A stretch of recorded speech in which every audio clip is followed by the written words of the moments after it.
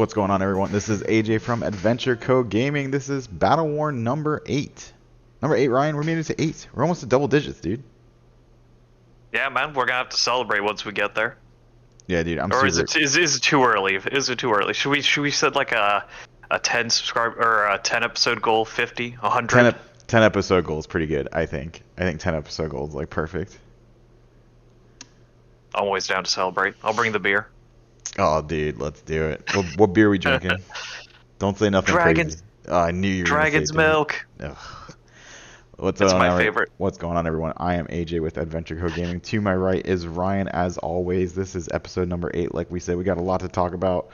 We have a few things. We have Weekend ProQuest. We actually went and played in a ProQuest. Not just going to be talking about it, like talking about ProQuest, how we have been, but we're going to actually say what we played and how we did and how well we didn't do. Spoiler alert: we both did, or we both got the same ending record, so that's cool. That's cool. That's so funny. We got some spoilers. We got some couple cards to talk about. We got some Japanese merch booth news, and finally we got another armory deck. The next armory deck got announced. So lots to talk about. We're gonna jump right into it. Start with our ProQuest deal. What we did, how we did, how we didn't do. Ryan, why don't you go ahead and start? How'd you do at ProQuest? What ProQuest did we play in? We played at the Havens ProQuest. I think they titled it the Last Chance ProQuest, even though there was definitely one the next day. But that's fine. So we're recording this. But, we normally record on Tuesday, just for a little context, and we're recording on Sunday, just a little early, so we don't have as much time. I just wanted to say that. I don't know why, but like there was a ProQuest today. I don't know who won it, but yeah, go ahead. I was going to say, I don't know who won it yet, too, but I do know we had some people who went. I don't think it was announced yet. Yeah. No, it doesn't look like the finals have been announced yet, so they either just haven't posted it or they're playing this late, which I highly doubt. But I played at the Havens ProQuest. I played Max again. I made like a whole new list compared to the one I played previously that has either a mech or a boost sideboard. So the only thing that's consistent in terms of like equipment, for example, is the chest piece for both builds. But if you're not playing mech, then you have like 3 other equipment for boost and vice versa. So it's like a whole different list depending on what you're doing, minus like the main board cards that are the same. Yeah, no, that makes sense. And I think it went well. Unfortunately, I didn't end up doing well, but the deck felt like it was performing well. It's just like, when you're going up against with 2 people going to, and I feel like this is important for everyone to remember, like you could both have the most consistent deck, but someone has to be the actual winner at the end of the match. Yeah. So even if you play everything right, you play the most consistent hero and do the best you can, like someone's gonna have to win.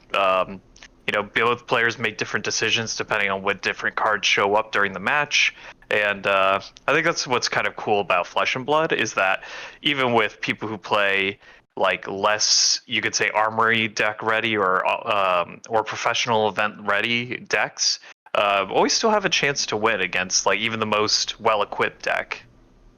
Yeah, absolutely. No, I agree with that. Yeah. So you finished 2 and 3, right? That's what it was. Yeah. One of those 2 was a bye, so free wins, we'll take them. Again, it's not like any of my matches weren't close. There was just I think it was actually in 2 occasions, or at least one of the occasions. I was up against the Prism with the dash or the boost game. Combustible Courier was a funny card to play against the Angels, where I got to kill them and then get +3 on my next attack, so that was cool. Unfortunately, the breaking my Achilles heel early means that I was vulnerable to arcane damage from the Figment of Ravages stuff later. Yeah, Ravages and Merciful Rets and anything like that. Yeah, absolutely. I didn't see him on Merciful Rets, but it was definitely the Ravages at the end that he was just like, oh, you have no arcane barrier, so just 2 damage. Kill you, yeah. Absolutely. No, yeah. So not 2-3, not a bad record. Honestly, I think you had a good showing, especially for a rogue deck, Ryan. Honestly, I know one of them was a bye, but like you said, they were close. For me, it was a bit of a different story. So I was on Prism. Awakener of Soul. I was on the mono lag build, and so I was my round one opponent was a Tekla Vossen. Unfortunate matchup for them. Uh, Unfortunately for them, they just don't have the wherewithal to like really deal with auras and pop stuff at the same time, as well as like they don't really have a lot of arcane barrier or really any. So I pinged for one like a couple times with Merciful Red, was able to whittle them down, eventually build a board of quite a bit of auras, and they weren't able to, kind of overcome that. Luckily, like my deck took a little while to find the turn, but Teklovosen can be a slow deck, and it was doing that for him as well. So it wasn't like he got to Teklo Man, Magnate, whatever it's called, pretty quickly. So Singularity is the card. I don't remember whatever. He wasn't able to Singularity within a reasonable amount of time. So easy 1-0 there. Unfortunately, just matchup luck. Round number 2 was against a Dawnblade Dory. Kind of the same issue for Dawnblade Dory. Is just the ability to deal with a board state is rough for them, especially when like I can let Dawnblade get to like as many counters as I want it to, and then just ALS them away eventually. Which is kind of what happened. There was a turn I let him get like 3 counters, just because I had the turn in my hand, so I ate all the damage. Had a big pop off turn, filled the board with 2 auras. Or I'm sorry, 3 auras. One of them being ALS. So easy 2-0 there. Just got lucky with Gem. Round number 3 was against our boy Nick Del Sol on Bolton. Pretty close round. It was actually a really good round back and forth, but lost that one close, like 2-2, and then just couldn't find it. Round number 4, this is where we start the downward spiral. Round number 4 was against Vincent. Vincent traditionally has been not so bad for me, but I know that other people say it's really bad for Prism, but this Vincent this time got the better of me. Wasn't particularly close. They had a pretty well-timed pummel that I wasn't expecting. That's on me. Forced some cards out of my hand early. And then my last round, which is still alive for top 8 because we didn't have that many players, was against a KO. And KO is probably the most abysmal matchup outside of Rhinar. So, Yeah. we ended the day 2-3. Dream was crushed, and we went and got food. Yeah. The food was good. So that was nice before we went back to play some other games and hang out while the final rounds were going on. I will also mention that I still feel the Dory was the same person I went up against in my first match and lost to, but considering it was mostly like I didn't see like in my max build I have the sideboard for the construct where I have some defense reactions in it for matchups like Guardian and Dory. I didn't see any of them till late game, and he even had like 4 Dawnblade counters at one point. But I was still able to bring the match back, removing the counters and a few other things to make it like a 1-1 or like 2-2 HP game. So I still feel confident against playing against Dories. I think because of you playing Dory early in our career here, I have like some of the best matchup knowledge against them. Or at least I always feel like I do. Can I just say something? Yeah. I hate KO, dude. I hate KO so much. Dude, that deck. Oh, dude. Why does it feel like every format we have like one deck that's just like, I play my hand out and I just fumble into 26 damage or whatever, man. I'm a little salt buckets, but I don't know, dude. Just playing against that deck, I'm just so frustrated. And then they, like, this is pre-Savage. Well, no, technically it was legal, but the KO I played didn't have it yet. So, like, Savage Sash, that is. So I don't know, man. Like, I think they need to do something to that deck. You're not wrong. The fact that there is always kind of like an aggro deck that just tries to play out hands and gets immense value out of them. Like I was saying, it's funny that they gave KO an ability that when it comes to doing a lot of things, like especially the discarding from hand, takes out the inconsistency, or basically removes the inconsistency that brutes have, where it's like you could risk hitting a blue that most likely doesn't have 6 attack, or hit one of your other cards that doesn't have 6, because like everything except for like Rattlebones, if they're still playing that, and Bloodrush Bellow all have 6 attack with his ability. we just got breaking news. Breaking news. Brandon, Victor player, won our ProQuest that we were just talking about. Oh shit. Let's Oh, and he go. got a golden Raiden, dude. Oh my god. Oh, Golden Raiden, dude. That's going straight to Pedro, I bet.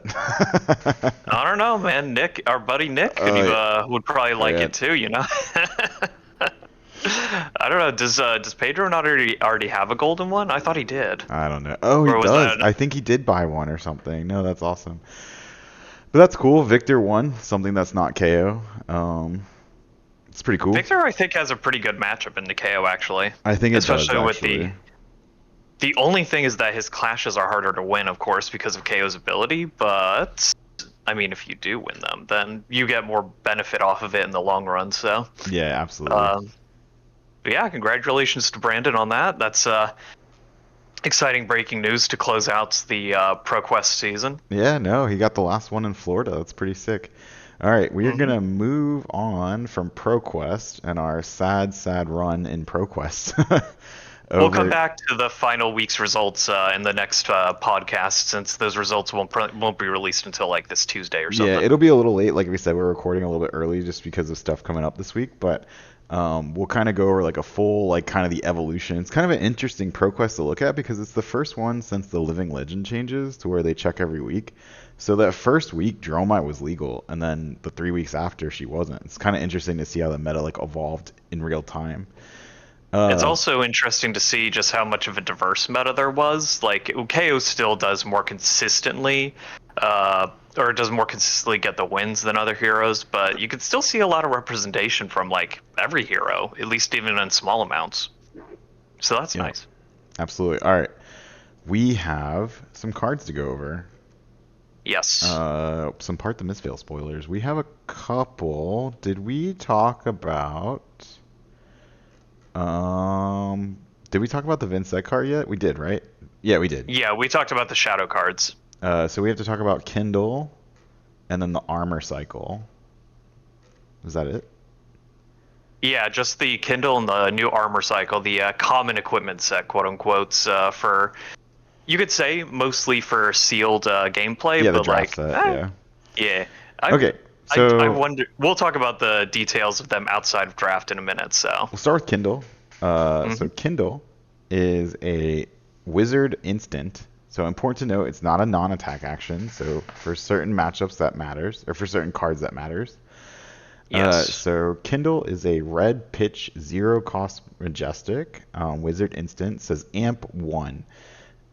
If you have no cards in hand, draw a card. That's not what Amp does. So Amp 1, the reminder text reads, the next time you would deal arcane damage this turn, instead deal that much +1. This happens before prevention effects. And so that happens before prevention effects. Words are hard today. Just means that like it happens the way you would expect it to work. So like usually like they never used to say that for these kind of things, that little sentence. But like it's the same way that the staff works, the Crucible of Aetherweave. Whenever you activate it and then activate your next spell, we just say like coming in for 7 instead of 6, right? We don't say like 6 with a replacement effect of 1, like +1, and then like when you Arcane Barrier, I get to layer mine first. Like, and so like it's coming in for 7. No, we just say it comes in for 7. Real quick, the one interesting thing about this is basically a Crucible of Aetherweave effect. They gave it a keyword, which is interesting, but it's a little bit better because it works on any arcane source. Mm-hmm. You know what that means? It means the Surging Aether Tide or Kraken's Aether Vein could have little buffs applied to them. Kraken's Aether Vein, baby, let's go. Draw 2 cards. Too bad it's banned. But it's banned. In every format. No. There's always UPF. What's it called? UPF, yeah. Yeah, of course. You can play whatever you want UPF unless you're Yorick. Still RIP to my Yorick deck like we do every other episode. I think I'd bring that up. Like, I can't bring a Yorick in UPF. I don't think anyone. I feel like most people just drop and stop playing if they feel like they had to shuffle their decks into a communal area. I do think I do think Kindle's really interesting, especially if we get more weapons that actually, care about being buffed and stuff like that. I like that it applies to both like a weapon or staff or something like that, or applies to like spells like we normally see. It is an instant, like I Yeah. said, so it doesn't count for things like what's the blue that jumps Gaze the Ages? I think says you have to play another wizard non-attack. So this does not count for that. Um, You also can't Kano it off the top, so. yeah, it is a brick actually off the top. So beware of that. I don't actually think Kano wants this card. I'll be completely honest at all. I don't think this like does anything for your strategy. But I think for If you future play it, wizards though, I think it'll be good. I sort of disagree just on one piece of context. If you're No, I guess you'd probably just rather have the blue, but like, let's say it's the last card in your hand when you've already banished a few things, you get to buff one of them and then also draw a card to hopefully pay and pitch for all of that. So, I mean, it's got its instance uses. It's just whether or not it works consistently with the rest of your deck that you want to risk putting a non-attack in I just don't think that it's worth or putting in a non-action brick. in. I just don't That's think what it's I'm worth saying. putting in a brick, and I think that the deck already does what it needs to do. In terms of like OTKing someone or pitch stacking and killing them and Aether Wildfire nonsense. I just don't think it's for Kano. Yeah, I think if you're going yeah. to play something that gives amp on a card real quick that you could play instant speed, I think Sundering Foresight is better because at least it lets you op at the same time. And it Yeah. doesn't count as like a brick off the top. So Absolutely. And so we have to remember that Kano came out 4.5 years ago. mhm. So we're probably due for another wizard. There was Icelander, but she was kind of here and gone quite, not super fast, but relatively fast. So And yeah, people played her more like an ice hero than necessarily like a wizard, quote unquote. they Like played she her did like arcane damage, but like they played her for her ice disruption more than they played her for like being a wizard that blows people up with arcane well, I was damage. gonna say So they played her like a guardian, if we want to be honest. Like she's yes, basically a actually. guardian with like a few ice spells. Yeah, playing Wounded Bulls and Findos Fighting Spirits and stuff as attacks instead of all the big wizard attacks or wizard combos. One thing I just thought of is that it's interesting to note that AMP 1 is on a single Majestic. So it tells you how much they value AMP in general, right? Being able to affect anything. So, like, just that it's on a single Majestic in an expansion slot. Not that it could be anywhere else at the moment, but the fact that it's like. I don't know how to explain what I'm trying to say, other than, like, I think it's going to be, like, hard to come by. I think they value Yeah, it very high. but they have like a keyword for it so that it's easier to understand in future cards or in future printings. I wonder if like the future of those effects are just all amp. You know what I mean? Like we won't really see another Crucible of Aetherweave that says specifically non-attack actions, blah blah blah. Like it'll just I be guess like that your next depends. source. Yeah, I guess that depends on how much they want it to be able to buff like staff attacks, like the Surging Aether Tide and the other examples of like Kraken's Aether Vein, like we said. Yeah, they have to be Or careful with that, right? Because Kraken's Aether Vein, if you can start pumping that real good, that could be really terrifying. I will say that maybe that's why they released this card now is because they know it's Living Legends for all relevant formats, like relative competitive formats. So they don't even need to worry about it anymore necessarily, and they can future-proof staffs to let AMP be more of a common thing, Okay, possibly. maybe. All right, we're gonna move on to what I think is very exciting. These are the cards you're gonna be drafting pretty commonly. Yeah. Pretty commonly in the next draft set and opening in your sealed pools. There's two sets of equipment. So I kind of figured this was going to happen when they showed that there was 8 spoilers coming at SCG Richmond because I was like, oh, 8. That's 2 sets of common equipment or just equipment in Yeah. general. There's no way they're just getting like 8 cards. But we'll start with the first set. They all have different names, but it's important that every piece of equipment we're going to talk about has the same first keyword, which is cloaked, which is a brand new keyword, which is really interesting. Yeah. Basically, it just says cloaked, equip this face down. So when you start the game, presumably, you're going to play them face down. And this has like ruling implications for all the people that flip their cards face down when they're broken instead of sending them to the grave. Just be aware. Don't do that with cloaked equipment because I'm pretty sure you're going to get a GRV for that for misrepresenting game state. So Yeah. It is cool that they get to start face down when there's two different options, at least so far. There could be more even if we get like more class specific equipment as like Majestics in this set. But it makes it so that there's two possibilities at least for your equipment to be put face down. So Yep. And it's I'm a sure the little bit of legendaries will surprise. be too. So we'll start off with I'm just going to go in order. Again, these all Hmm. have cloaked, so I'm not going to read cloaked every single time. But the first one is Aqua Seeing Shell. This is the common headpiece. And it Hmm. has cloaked, of course, and then it says instant for 3. Turn this face up, draw a card. At the start of your turn, destroy this. This is really interesting, right? We've already seen pay 3 draw a card on certain equipment. On the Hmm. what was it was the headpiece that just came out from. I'm never gonna remember that thing's name, but it was the one The from something glory or something. It was yeah something glory. from heavy hitters. It was effectively the same effect, just it didn't block for 1, right? It just was like pay 3 draw a card. Uh, Yeah. so this is interesting because it destroys at the start of your turn. So it's face down, so you get to save it until you need it. But then Hmm. once it's face up, let's say for whatever reason your opponent closes the combat chain. This doesn't have Battleworn. This doesn't have Temper. So you can block with it more than once in that turn. But once you go back to your turn, this gets destroyed. So Yeah. just be aware. I think that's cool. Yeah, I think that's kind of the cool thing about a few of these pieces of equipment from this particular, I guess you could say, set, Hmm. um, is that they, yeah, it just has that interesting way of being able to block without having like the normal context of reducing the block effect after you've blocked with it once, Hmm. because it just destroys itself at the end. Um, Yep. and again, it makes it different, or it makes your opponent have to guess which headpiece you have, because the other one we'll talk about a bit later has a different way of preventing damage, Yep. and those are both very relevant into what your opponent probably wants to do when they want to, like, you could say, finish the game or try and do a specific combo, you know? Yep. Absolutely. So we're gonna move on to the next piece of common equipment. So Koi Blessed Kimono. Cloaked, and while this is equipped face down at the start of your turn, oh, this is a chess piece, by the way, and these are all mystic.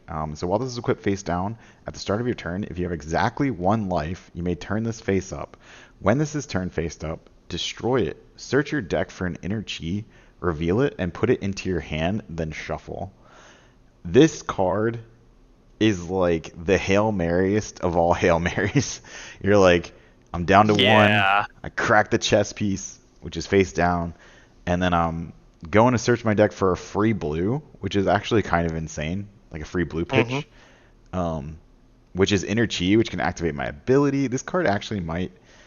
I feel like this card in limited is gonna throw like is gonna be like off the charts. Like when we get to like Pro Tour with this set, and it's like he cracked Komodo, he's going to get it, he's at 1, and like I don't know, just like I'm excited to see that, and I think it's good. I think this is actually really powerful. Just the only downside is that you do have to be on 1 life. Yeah, which you could say that happens pretty often in sealed formats. People go down 1-1 until finally someone can't fully block something out and loses the game. So the idea of going down to exactly 1 isn't actually that like crazy or that hard of a requirement at the end of the game. I feel like most people put themselves down to that life at the end of the game. Absolutely not. So And yeah, and it's like a really strong card if you get its effect off. I think it's actually really exactly. insane. I mean, it's It's 3 also very pretty. resources. Yeah, it's Yeah, it's super also pretty. I wonder if very, Illusionist very will actually nice. be able to do this pretty often just because of like prevention effects and stuff like that. So maybe that's why it's kind of like kimono. I associate with kimonos now with Illusionist because of the Celestial the Kimono. Minecraft kimono. So I hope that sees play. I hope something in the set lets that see play. It would it's be very so pretty. appropriate. It's a very pretty marble Well, too. it would be appropriate because it's a kimono, so it's like, oh, so it matches the Mistveil, the set that we're in, you know? Oh, I know. All right, so we're gonna move on to the arm piece of this cycle. It's Waves of Aquamarine. Again, cloaked. It has an attack reaction. Pay 1, turn this face up. Target attack gets +1, and at the start of your turn, destroy this. And it has 1 armor. Pretty straightforward. It's just your typical pay 1, get 1. It does work on any attack, so that's interesting. So if you're an illusionist, and if you, or not illusionist, if you're a mystic and you want to play this in like any deck or like and play it like on like you can command. I mean, the one that everyone goes to whenever something's generic is like command and conquer for 7 as a reaction. So Yeah. I mean that's really strong, but like I don't know, it's probably not what you're doing. It's probably mostly going to see play in limited, but it's interesting, you know. And it's still got that, you know, if they close the chain, block for 1 a couple times. Yeah, you could say it still has some function possibly in Zen, you know, just being a ninja, having an on-demand reaction. Not like it won't be obvious when you put a card, put your only like equipment piece face down and it's the arm piece, but You never you know, know. I guarantee you, like there's going to be in-class pieces that have the same thing that are cloaked. So I don't know. that would be cool. That would be cool to see. But Yep. I would say it has some play potential. I mean, it's a common piece of equipment, but there's still people who play like Goliath gauntlets in some of their sideboards or lists I for play certain Goliath Gauntlet right matchups. now So in Prism. exactly. Exactly. So, you know, there's potential to play common equipment in constructed formats. But Absolutely. yeah, again, activating its ability and then being able to block 1 during your opponent's next turn is always nice. So you get both uses out of it. Yep. All right, and we have the last one of the interesting cycle. They'll call it the ones that actually do something. This is Aqua Lapse. These are the leg piece equipment for Mystic. Again, cloaked. Attack reaction, pay 1, turn this face up, target attack gets go again, and at the start of your turn, destroy this. Yeah, go ahead. You can have the first thoughts on this one, Ryan. I was going to say, this one's obviously kind of like the most powerful one, and if you're playing a character that doesn't necessarily have or wants to be able to be flexible in giving different attacks go again in their Mystic deck, this one has a strong argument for playing it off in those ones, especially if they're not expecting the attack to hit, but they still want to give it go again, like in new in certain occasions. I don't think it'll actually be better than the Black Tech Whisperers or the Phantasmal Footsteps, but No. you could say if you're on a budget, this is a very strong card you could have as a replacement. Oh, that's a good point. Yeah, it's definitely a good budget deck option for any Mystic decks, right? Definitely in Commoner if anyone's playing that in their local scene. Very strong. I also want to say in Limited, this is probably a 5-star card. This is probably like Absolutely. a huge like pickup, especially if you're in new. I feel like new, if they keep it like other assassins where Go Again is at a premium, I think this card is going to be pretty bonkers. Yeah, and if you're playing one of the other 2 heroes, it's still not a bad pickup because who doesn't like Go Again? Absolutely. Who doesn't like Go Again every once in a while? I think this card's really sick and limited. So that's it for the equipment that does stuff. We have another set of common equipment that I'm going to go off really quickly because they all do the same thing. So it's Skycrest K-Koi, Skybody K-Koi, probably saying all this wrong, Skyhold K-Koi, and Skywalker K-Koi. K-Koi, Kai-Koi, whatever. Same thing. K-Koi. I was trying to say it like, I don't know, whatever. They all have cloaked, so what's interesting is even between the common equipment, your opponent won't know, like in a draft scene, like unless they were really paying attention and you passed one or something, like, and that's really high level, like which chess piece you have equipped, right? They just know you have a chess piece, like face down. So that's really interesting. But they all have the same effect. They all have the same effect. It's instant, destroy this, prevent the next 1 damage that would be dealt to you this turn. Activate this ability only while this is face down. So neat. I mean, it's probably like one of those draft equipments that like it looks really simple on its face, but just having it, your opponent now has to play around. Like you could have the Sky Body one, and your opponent has to play around it as if you have Koi Blessed Kimono because they don't know, right? So like, oh, maybe I only take them to 2 life and don't leave them on 1. Stuff like that, right? And you're just like, I just have the Sky Body thing. They don't know. Like, and then you get to save it for when it matters most for you in terms of when you can play it. So you still get the prevention effect whenever you want. I actually love this cloaked mechanic the more that I think about it, just because of that reason. I think that's so interesting. Yeah, it suits the Mystic. Subtype or the talent, and it also kind of fits the part the Mistveil kind of theme. Yeah, we're I really like it. Secrecy, shrouded in mist. It's really cool. No, it's a really Hmm. interesting mechanic for sure. But that's all the spoilers we've gotten so far. We're actually due to get like quite a lot today, at some point, Yeah, from tonight what the slash schedule, tomorrow. yeah, from what the schedule says, it has to do with the Blitz decks that are coming out for the um, part of the Mistveil. So yeah, spoiler Yep. breakdown. Yeah, the Enigma, New, and Zen Blitz decks. It says so. That'll be interesting. I'm sure we'll see some like new card. They'll probably reveal a few new cards to go along with them. So Well, yeah, if we'll they're be gonna able to reveal see the kind deck, right? They're gonna have to. of. Hmm. The little So blitz we'll be deck. able to see a little bit of what we have to look forward to, and maybe some new mechanics, or how some of the mechanics we've seen but haven't gotten explanation for are going to work in the new set. So maybe we'll Yeah. finally see what a Slither token is. I hope. Oh, we have to, right? Those are in the blitz deck. Like, we have to. Yeah, that'll be Um, fun though. and that's it for that. Couple little, or one little side thing.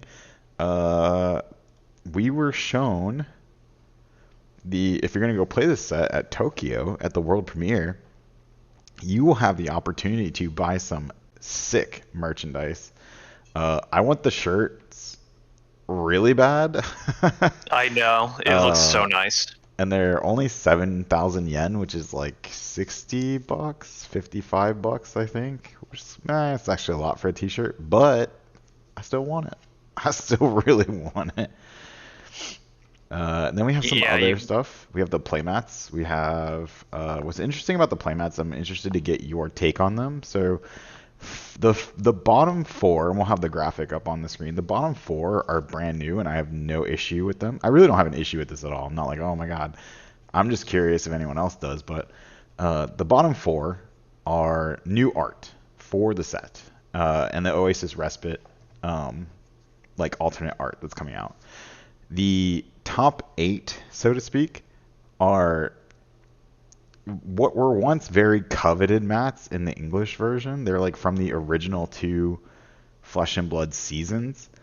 And one is the Tunic mat, which they've priced at a premium of 20,000 yen, which is like 160, I think, somewhere in there, 160, 170 Yeah. US dollars.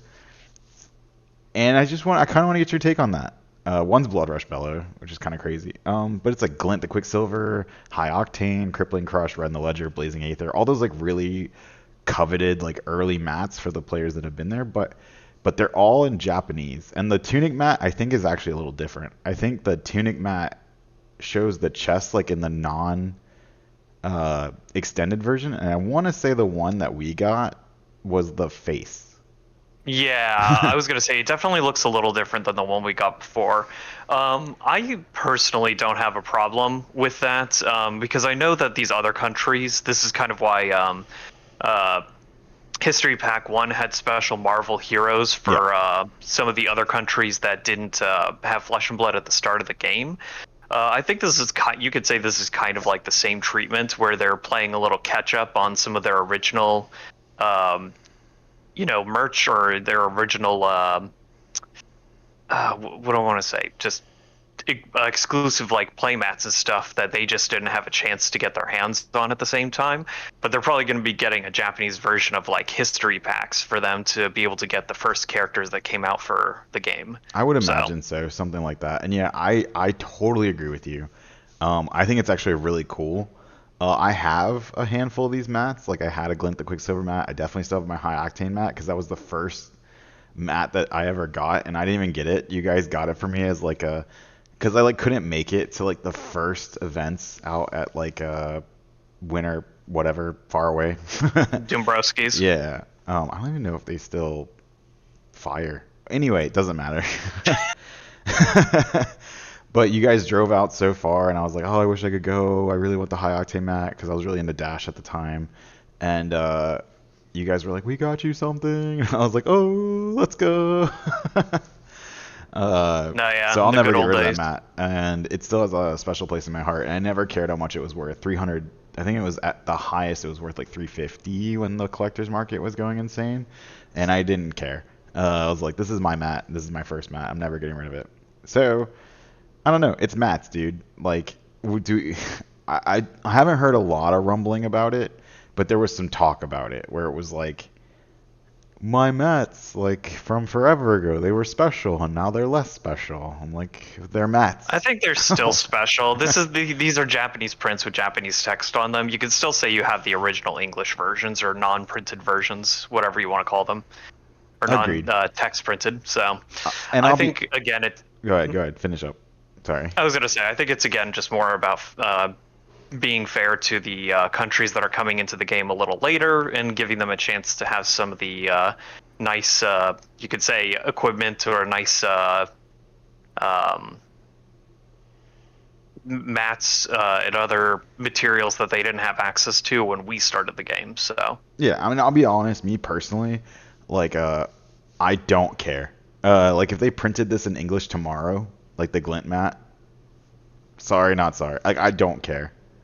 Like, if more people want the glint mat and that makes them happy, it's a mat. I don't care about mats. Let's just be flat out honest. Like, from a collector standpoint, I don't care about mats. Except maybe mats that are specific to winning something. It's a little different. yeah, Where these are People's Champions mats. So, like, yeah, you kind of win it. I guess maybe I might backtrack a little bit. They are, if your community is actually giving them away the way they're intended to be given out, which is like, celebrating someone who's doing well in your community, like from a community building standpoint, I can get where this is like cheapens it a little. But at the end of the day, it's still a mat. It's like whatever. and it shouldn't take away this. Just like you were talking about for the high octane mat, it shouldn't take away if it's a special mat to you. It shouldn't take away any of that like meaning to you. Agreed. 100% agreed. And then finally, the last thing you can buy are some Enigma sleeves that have the Enigma art that's Japan exclusive, the anime Enigma. I want like 10 packs of them and would never use a different sleeve, I think. I think they're pretty. They're so pretty. It would be so nice. Do you think we'll get these in America? I don't think so. I don't think so. They might make that Japanese exclusive. Yeah, No. I mean the Enigma is Japanese exclusive, and these sleeves are 4,000 yen a box, and it's a typical Japanese or Dragon Shield art mats, which are actually my favorite sleeves at this time. Yeah, and except these ones don't have the white border. These are the new ones that have the fully painted borders, I think. They definitely have a white border. I'm staring Oh, right at no, it. no, I'm looking a little closer. It wasn't as zoomed in on my screen, so never mind. They are 4,000 yen, which I think is close to like $30, which is a lot for a box of sleeves. So just be aware. Just be aware. Yeah. But yeah, that's everything you can get at the store. Like I said, I really want the freaking shirts. I think they're awesome, and I want to Yeah, wear me more too. Flesh and Blood products. I think it'd be great. Mm-hmm. Um, Hopefully we get something like this at our next events that aren't just kind of like custom made from the vendors. It'd be nice to get some like official stuff on like the prize table or something, prize wall or something. yeah, there's nothing like official, right? There's nothing like officially licensed or even like official front like first party stuff. That's just awesome, right? So I want it to be hand painted by James White himself. I don't know. I don't know how much of an artist he is. I don't know. Maybe he's great. I don't know. So that said, last thing that we have on the list before we talk about anything else coming up, the Bolton deck. We got a Bolton deck. Mm-hmm. So just like KO has an Armory deck, we got a Bolton deck, and we got two cards from the Bolton deck. We got two Majestics. They both have awesome art. I will say that. Oh yeah. I'll just read off the card. We'll talk about the cards real quick, and then we'll talk about our feelings with Bolton. So Saving Grace is the Light Warrior defense reaction that we're getting, and just like most light cards that are Majestic, it is a yellow pitch. It's cost 0, and it says, as an additional cost to play this, you may charge your hero's soul. If you've charged this turn, target attack gets -2, and it blocks for 3 Light Warrior defense reaction. So my first thought, this card is very good if you're playing a more defensive deck, and more cards in Soul is more good most of the time for any light hero. If you've charged this turn is interesting. So if you've blocked with like your Soulbound Resolve, which charges, I think, or the new Hmm. boots we're going to talk about. That also fulfills the condition, so it's not like you have to charge again if you're playing this like later. So you still get the basically 5 value out of it. It's okay. I mean, I don't know. I just maybe in combo Bolton, it's like another piece that keeps you alive as you get to the combo. I just think for Raiden builds, you just want gas, right? Like I don't know if you're blocking that much. Yeah, now there might be something they reveal, or even just like a few other cards they give us in this specific start or armory deck that maybe changes our perspective on like how Bolton could be played, um, or maybe maybe a tempo Bolton for all we know. It doesn't like when you look at his specializations in Raiden, he is supposed to be more like gas, gas, gas. It seems Yeah. like. Charge It headlong into seems to, battle like they used to like I think his whole thing was that he was like the whole charge thing comes about because he's charging like into yeah. battle. I'm like, Exactly. And that's what I'm saying is that it definitely like his whole play style or how it seems to be like he seemed to be designed around initially seems to be around, being all aggro.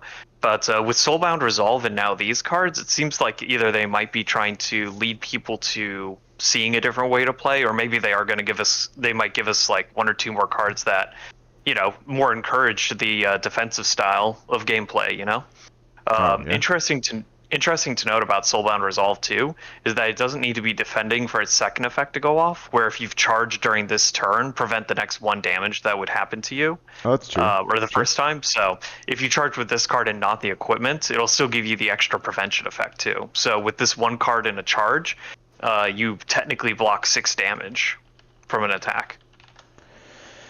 Yeah, I mean, again, I'm just like Soulbond Resolve doesn't really see a whole lot of play except in like very specific strategies where like there was a fatigue Bolton that was going around for a while, which is kind of Yeah, crazy to me. they prefer the what's it called? They prefer the tunic because that gives them the take flight or via the vanguard turn so much more easily. I Yeah. really can't see them changing off of that. And then if they're playing Sabers Bolton for combo, then obviously they have to play the Courage of Blade Holds in order for that to go off. So I just don't see them switching over to Soulbound Resolve unless they get more cards like this or maybe some other incentive to play in this way. Yeah, some very like not fatigue, but just more like harder to Tempo. kill, Like, harder to kill. Yeah, yeah. harder to get to. And then the piece of equipment we got, again, beautiful artwork. Hmm. Warpath of Winged Grace. This is Light Warrior equipment legs. It blocks for 2, and it says when this defends, you may charge your hero's soul. If a yellow card is charged this way, create a Quicken token, and it has Blade Break. So you're definitely gonna be charging when you play this or when you block with this, which will give you a Quicken token, which is pretty neat. Um, Hmm. Again, you still want to charge on like your turn typically. Like so, like that's like this card gets a card out of your soul again, or a card out of your hand into your soul. So now you're down to like at most 3 cards in an arsenal, and then you want to play a card and charge another card on your turn, typically for like all the strategy Yeah. stuff that he's doing. So now you're down to the card you played and the card in arsenal. Like like man, eh. I'm just like yes, giving him more block is nice, and giving him a way to charge his soul is nice. Maybe this is a way to like get faster Lumina Lance turns and Celestial Cataclysm turns, but it's really hard to compete with Snapdragon Scalers in the way that Bolton plays right now.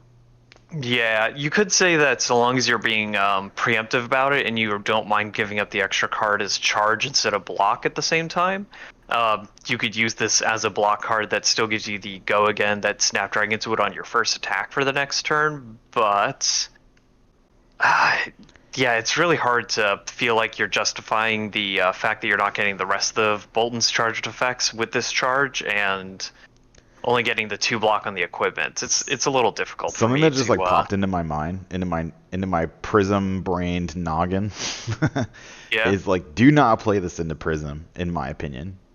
Because one of the most gotcha ways Prism can like screw you over is like you bump something by 1 and then they either halo into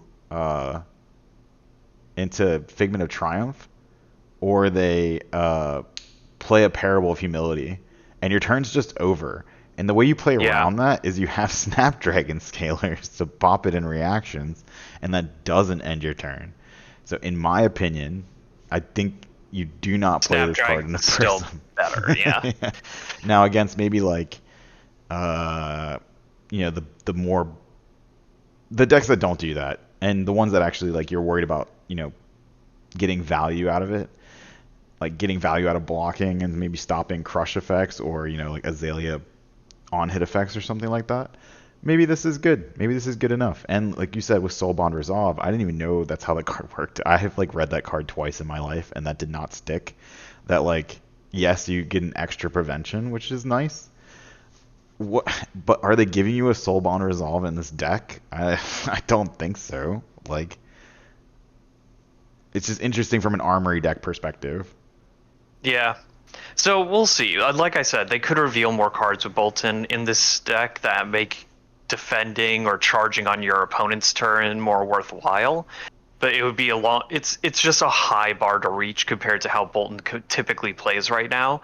Especially after we saw the power that they gave to KO with even just the Savage Sash for his armory deck, to kind of like meet that same level of power expectation.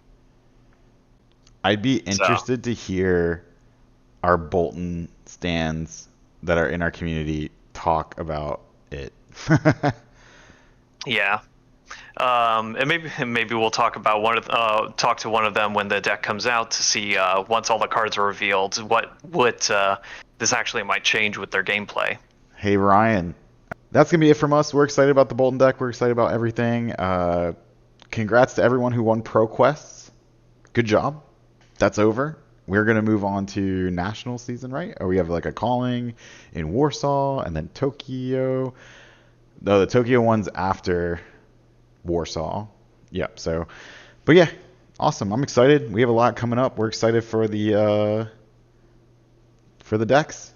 I was gonna say I'm just excited for spoiler season to start because we have so many cards from the set that we don't know. I'm actually just even because I've been getting back into Max lately. I want to see whatever mech thing is in the what is it called? The I keep forgetting the name of this damn slot. The expansion what is it called? slot, bro. Expansion slot. There you go. I need to stop forgetting its name, but I'm excited for whatever mech boost we get. Hopefully, Teklavos and Max get a little bit of love because Dash already had like a whole other set to herself as mech to get her own cards, and it'd be nice to see them get like a little bit of love that they couldn't get in their Bright Light set. So I'm excited. I'm really looking forward to all these cards coming out. Hell yeah, man. We got a lot to talk about next week, that's for sure. And with that, this is Adventure Company Gaming. This was Battleworn Podcast number 8. Number 8, signing off. Yep. Hope you have a good one. See you on the next adventure. Peace. Peace.